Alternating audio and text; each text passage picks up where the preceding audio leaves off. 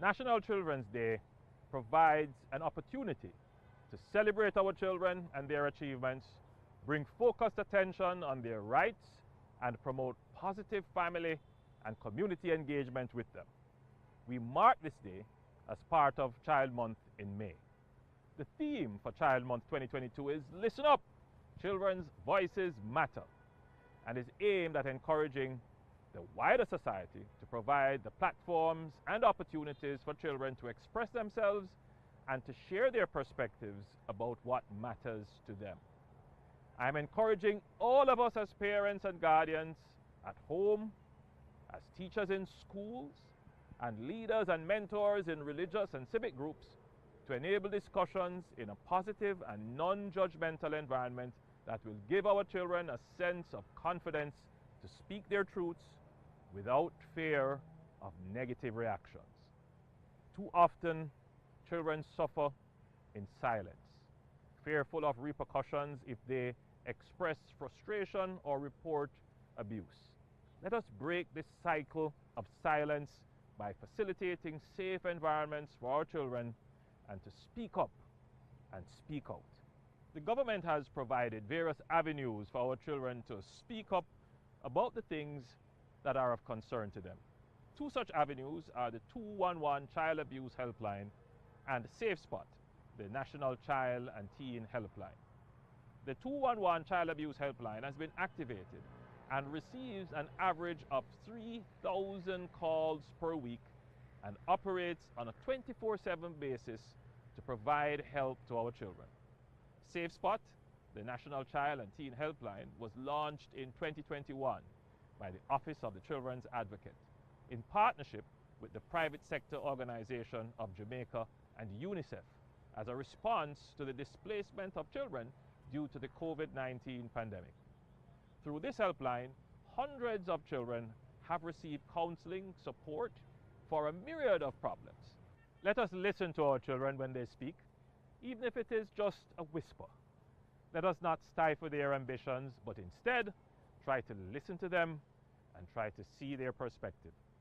As we continue to deal with COVID-19, many of our children are still readjusting to schooling in their physical classrooms, and in some cases, interacting with still relatively new classmates. As parents and guardians, we must do all we can to help them adjust to a disciplined routine in a holistic way, mindful of the need to respect themselves and others. Our children have demonstrated their capacity to adjust quickly to changing circumstances. Some do this better than others. Let us be discerning of the silent ones who may be struggling with different issues and may be reluctant to express themselves. Let us assure and reassure them of our love and support. Let us also renew our commitment to ensuring the well-being and holistic development of all our children. To all our children, this is your day. Happy Children's Day. May God bless our children. May God bless Jamaica, land we love.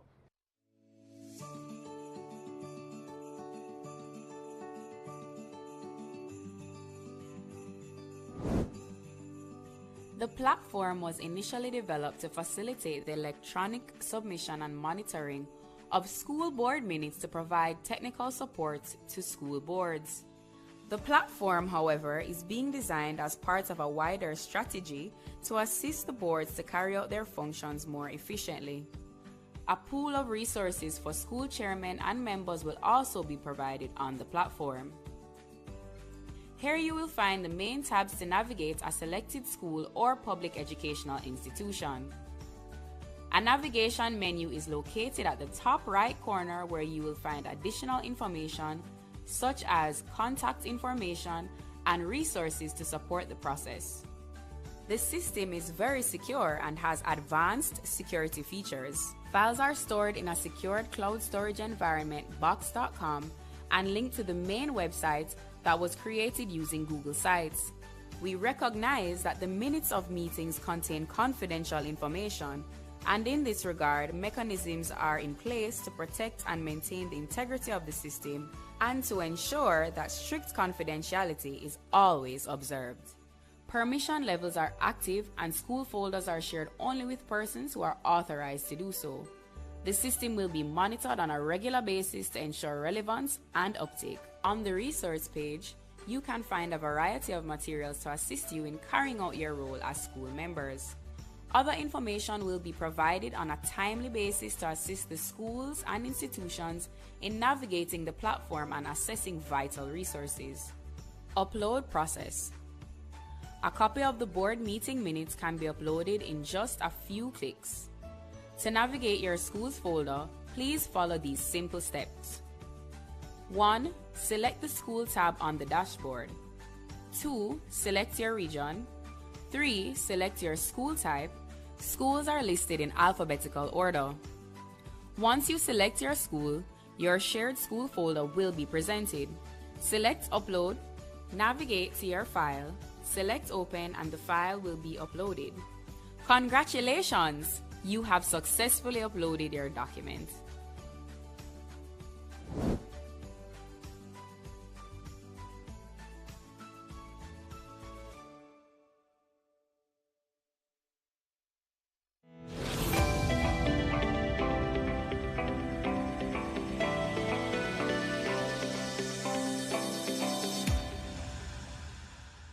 It gives me great pleasure to speak to all Jamaicans on the eve of the new academic year 2022-2023. I welcome you to the new school year that comes with a new hope. The dark clouds of COVID-19, we're getting back to normal life. This is welcoming, especially for those early childhood children who will be starting school for the very first time.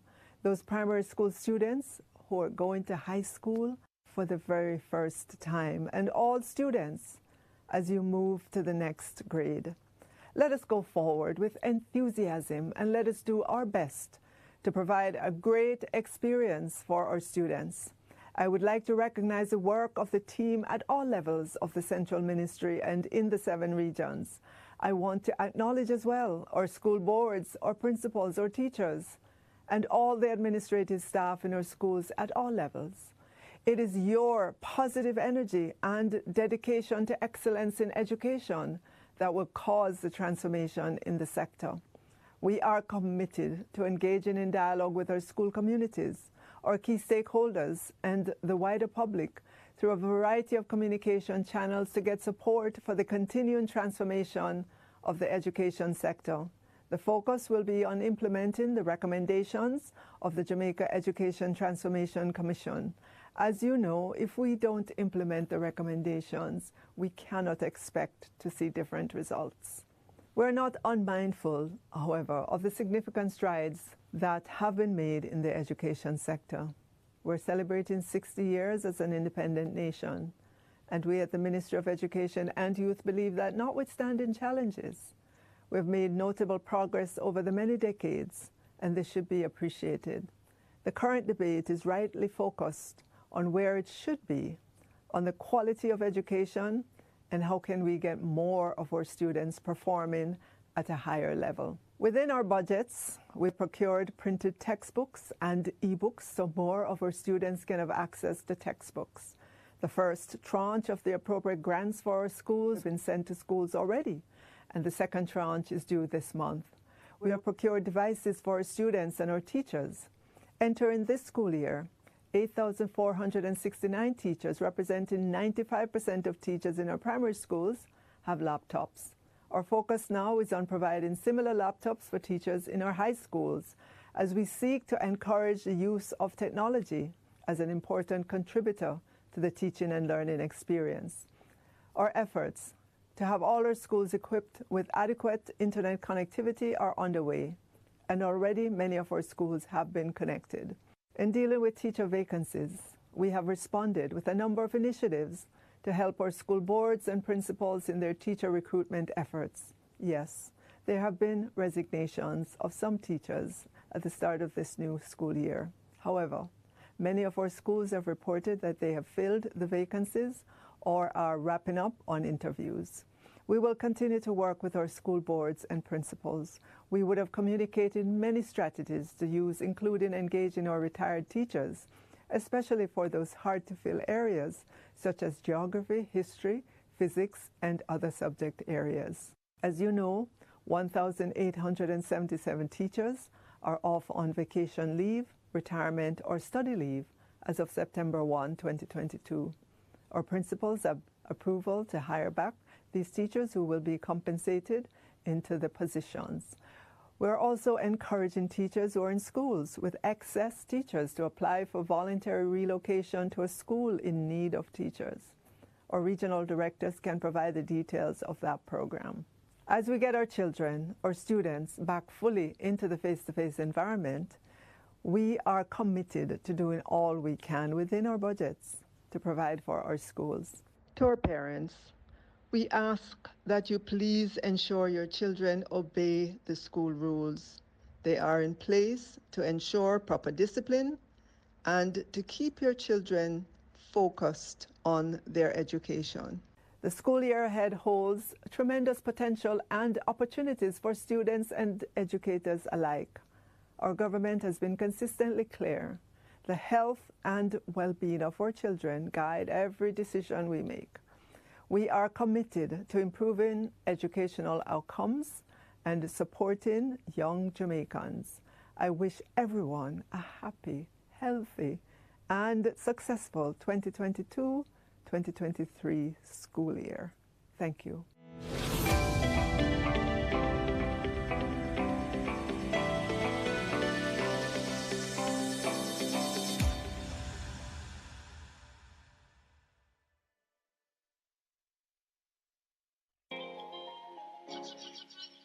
Locks, braids, afros, wave cuts, bantu knots.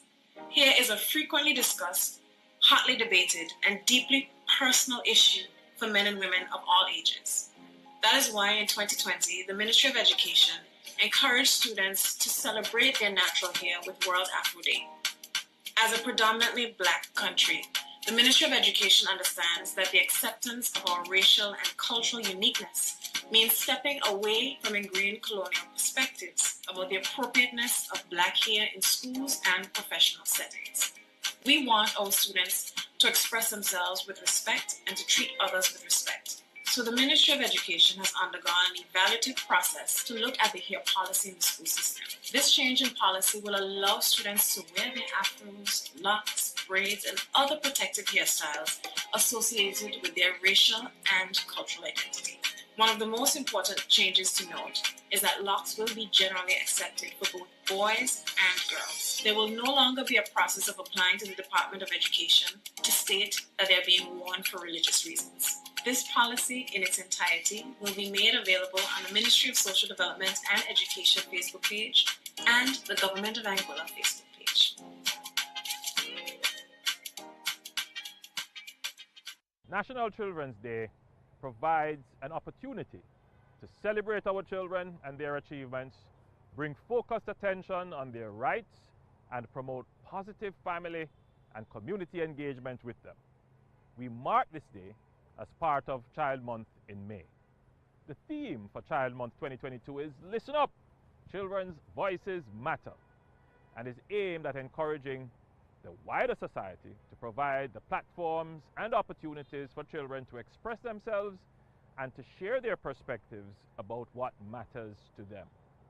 I'm encouraging all of us as parents and guardians at home, as teachers in schools, and leaders and mentors in religious and civic groups to enable discussions in a positive and non-judgmental environment that will give our children a sense of confidence to speak their truths without fear of negative reactions.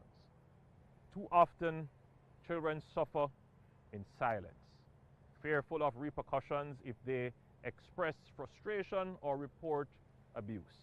Let us break this cycle of silence by facilitating safe environments for our children and to speak up and speak out.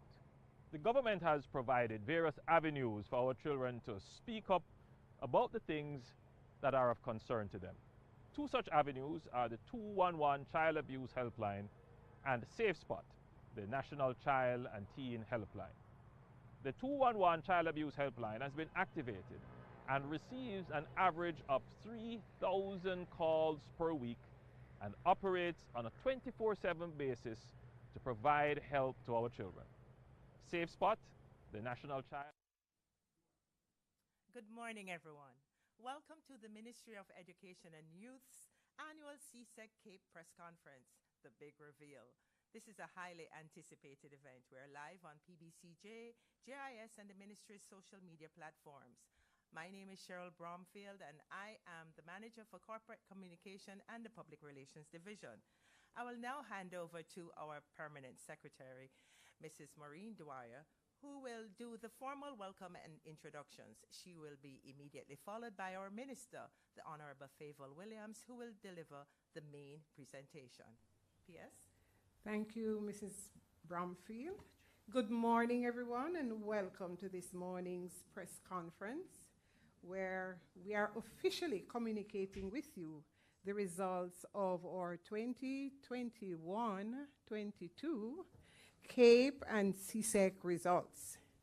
With me this morning, we have the Honorable Favour Williams, Minister of Education and Youth, to my right, Dr. Cassan Troop, our Chief Education Officer in the Ministry of Education and Youth, Mrs. Sharon Burnett, Deputy Director of Examinations, the Overseas Examinations Commission, as well as Ms. Amisha Brown, Acting Director of Communications at the Overseas Examinations Commission.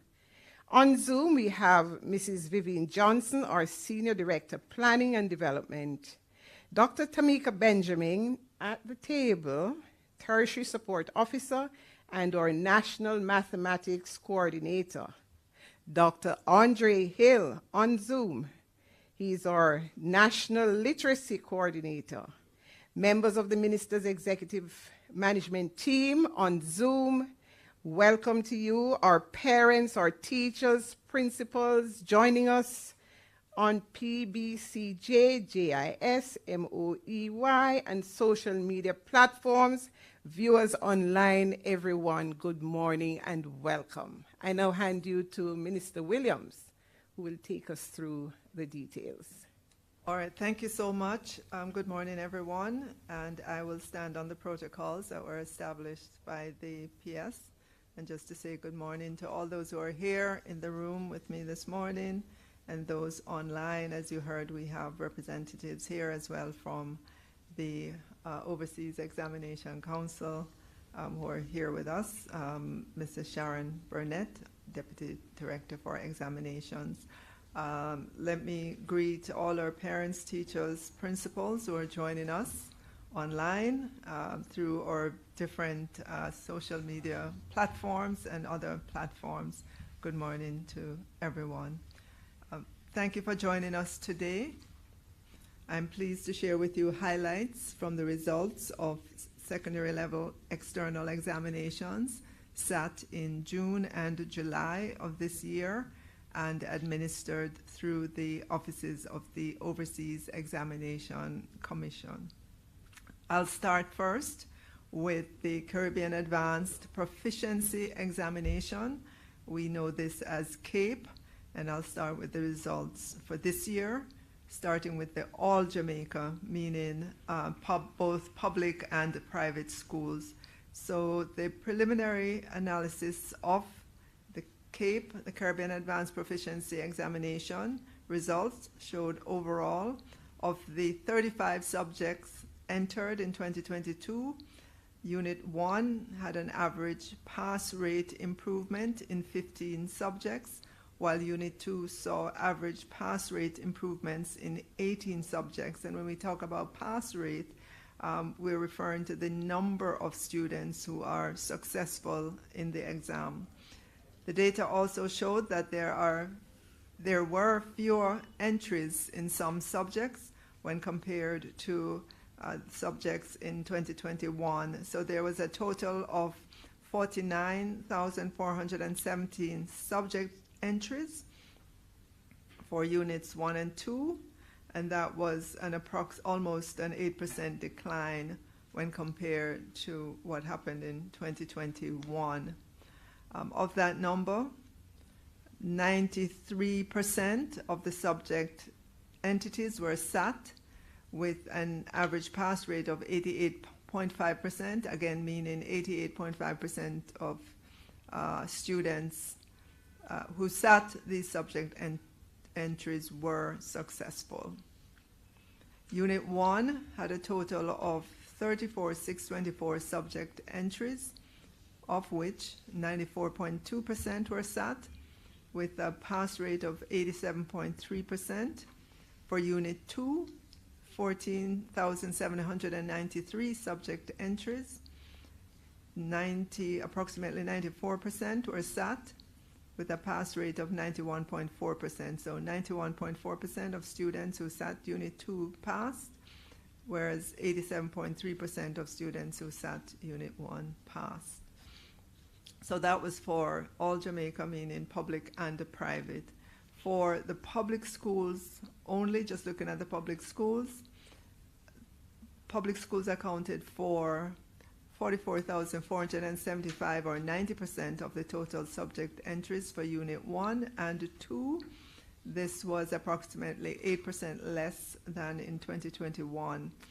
Of this number, 94% of the subject entries were sat, with an average pass rate of 89.7%. We can round that up to 90%. Unit 1 had a total of 31,099 subject entries, of which 93.7% were sat, with a pass rate of 88.4%. If we look at Unit 2, of the 13,376 subject entries, a total of 95% were sat, with a pass rate of 92.6%. There were some deferrals, 183 deferrals from the 34 subject areas. It is to be noted that performing arts, Unit 2, music, and cinematic arts were not administered this year. Turning now to the number of candidates, so we would have talked about the subject entries, the number of candidates. A total of 11,649 candidates were entered for both Units 1 and 2 from secondary level schools. This was a 6% decline when we compare that number to what we saw in 2021. I am going to give you just some details in terms of the actual subject areas and give you a sense of the number of students that passed. So if you look at, this is Unit 1, Caribbean Studies, 92.7% passes. Digital Media, 93.6%. Entrepreneurship, which is good, 91.2%. French, 100% of the student passed French. Geography, 95.3%. Law, 92.7%. English Literature, 95.5%. Physical Education and Sport, 95%. Physics, 96% of students who took physics passed. Sociology, 95.4%. Spanish, 98.5%. And Tourism, Unit 1, 97.8%. We did see a low pass rate in applied mathematics, and that was 56.2% of our students who took that subject passed. In Unit 2, still continuing on CAPE, 15 subject areas had an average pass rate over 95%. So subject areas such as animation and game design, 97.8% of the students who took that passed. We have art and design, 98.3%. Chemistry, 95.1% of the students who took chemistry passed chemistry. Computer science, 96.8%. Digital media, food and nutrition, 96.9%. French, 96.5%. Geography, almost 100%, 99.1%. In the performing arts, Unit 2, dance and drama, 100% of the students who took those subject areas passed. Physical education and sports, 99.6%. And physics, 97.4% of the students who took physics passed in Unit 2. And we had good results and, well, good pass rate In sociology, Spanish, tourism unit 2 as well, in terms of the number of students who took and the percentage that passed. The subject with the lowest pass rate was logistics and supply chain operations unit 2. Only 54.4% of the students who took that passed. We did some comparisons in terms of males versus females, and in many subject areas we're seeing a good pass rate among our males. So for example, in art and design, 100% of the males that took that pass relative to 97.4% of the females. Biology, 94.4% of the males that took that pass versus 92.6% of female.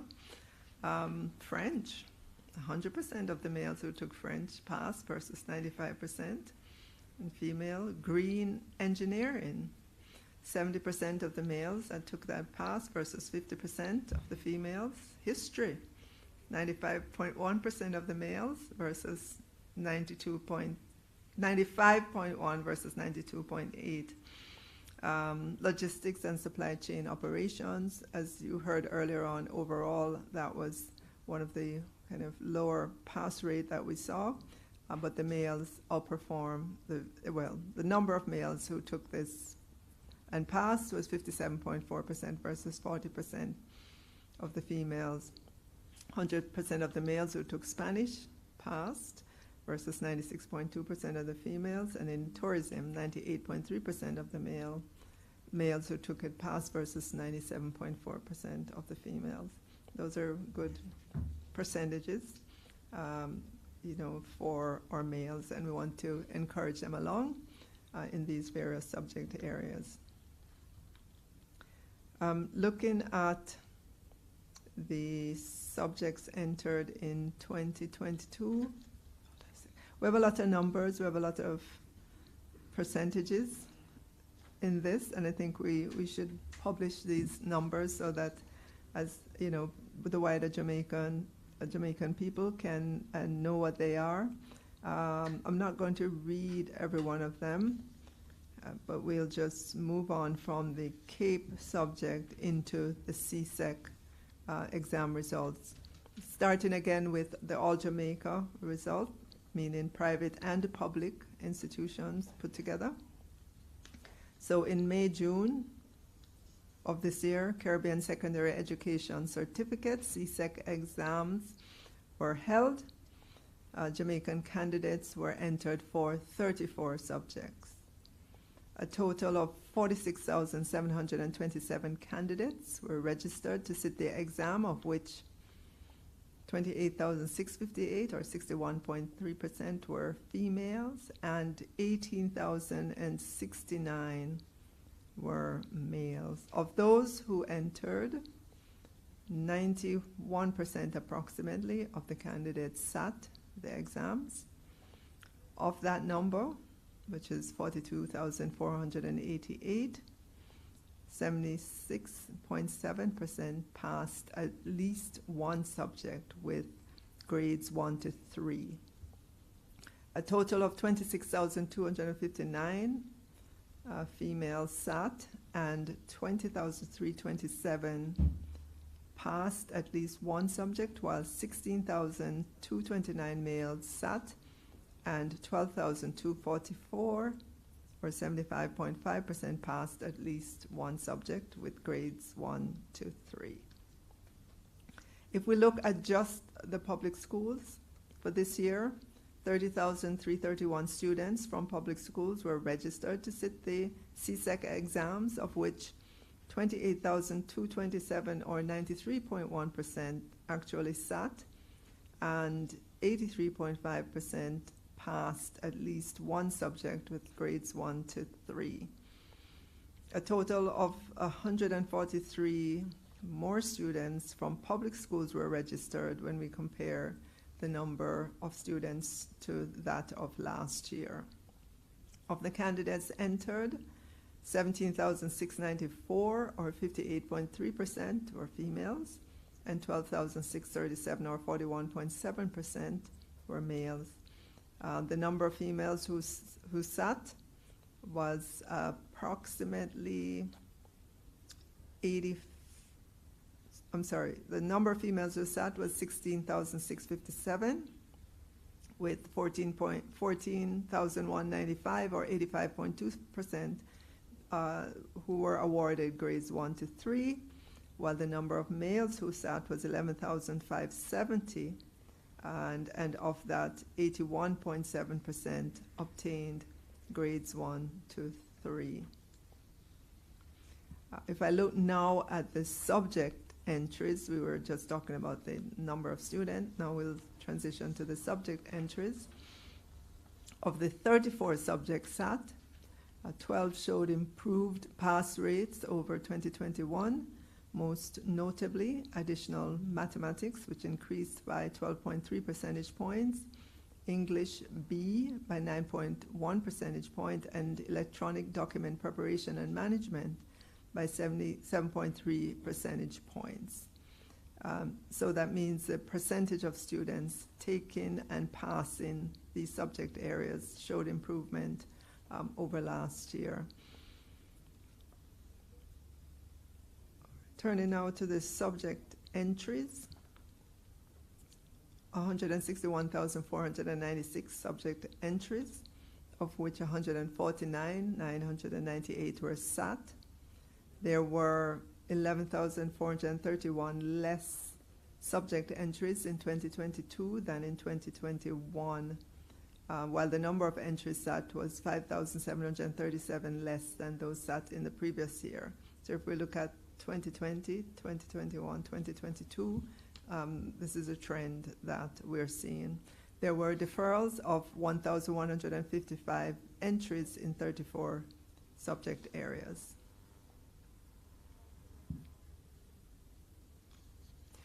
If we look at it by gender, total subject entries for males were 63,221, with 90.5% being SAT and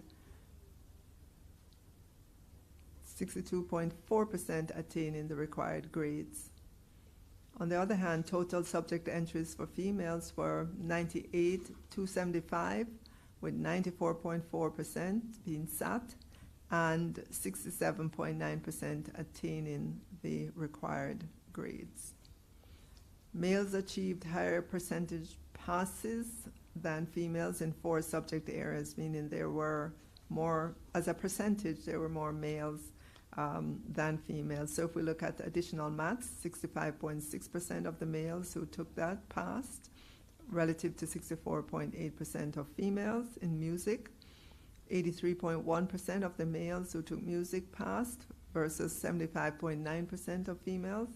In principles of business, 82.7% of males who took that pass versus 82.4% of females. And in theater arts, 78.8% of males who took that pass versus 77.9% of females.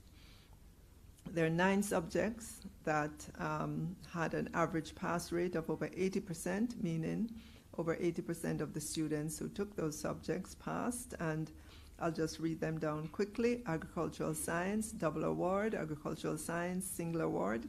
Electronic document preparation and management.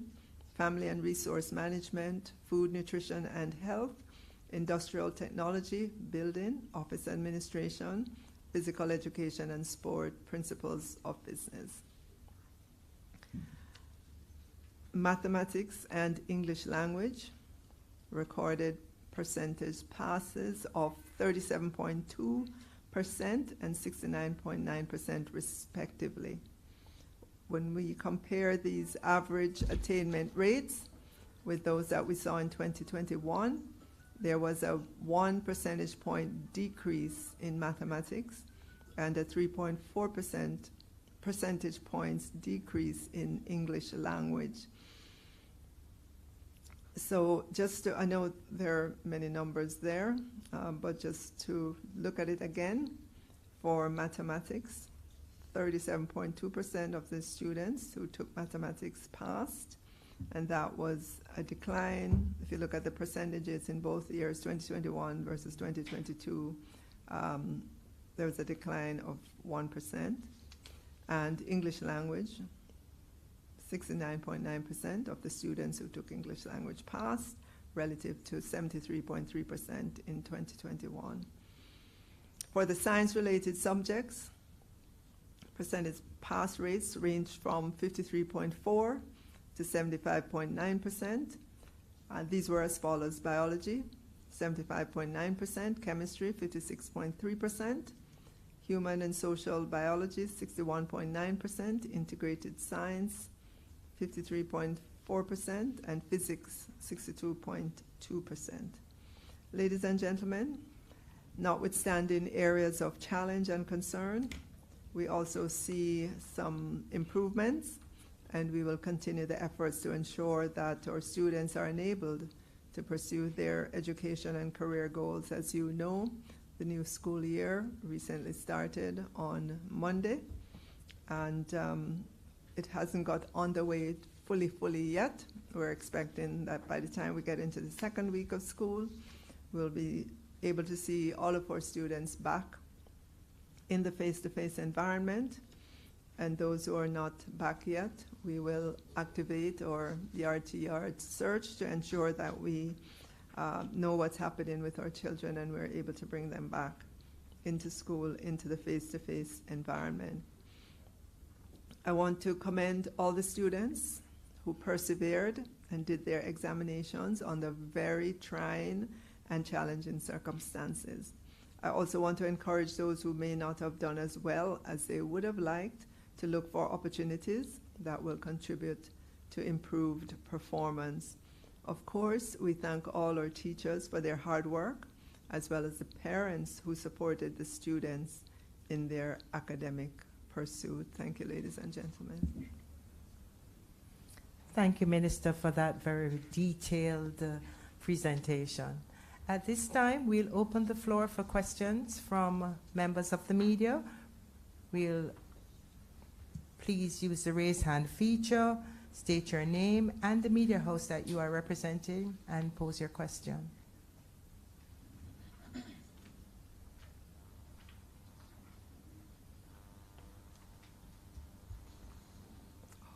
Unmute your mic. Good morning, Brittany here from the Jamaica Observer. During CXC's presentation earlier this week, they mentioned that 30,000 students failed to submit SBAs. I wanted to know how that relates to our country, if there is a number that can be given as it relates to how many students have not submitted SBAs and the challenge. Okay, thank you. Thank you for that question. I'm going to ask the Managing Director, the Deputy Director for Exams Overseas Examination Commission, Ms. Sharon Burnett, to shed some light on that for us. Thank you very much, Minister. Well, at this time, we do not have a number of candidates who had not submitted, but there are reasons for that. There are candidates who may have deferred. There are candidates whose SBA may not have been acknowledged at the time that marking was done, because we've had an extended period of queries, because sometimes there are challenges with the uploads, and so when the SBAs are uploaded, where those are the kinds of SBAs that, well, we can talk about the uploaded SBAs. When they're uploaded, there may be issues. It's not a complete upload, and so it is marked as missing. And so even though the schools would report that they have a confirmation email to say that all has been uploaded, in fact, CSEC may not have received. And so there has been an extended period where CSEC is allowing candidates, is allowing schools rather, to resubmit their SBAs. And so I'm anticipating that that initial figure that might have been provided by the council is going to be revised downwards significantly. Thank you, Mrs. Burnett. Judana Murphy, you had your hand up. Thank you so much, Cheryl. I intended to ask the same question my colleague Brittany Hutchinson asked. Okay, all right. Still waiting, going once, going twice. Well, that brings us to the end of our press conference. Thank you so much for joining us at this time. This brings us to the end of the press conference. Thank you, and have a very good rest of the day. Bye.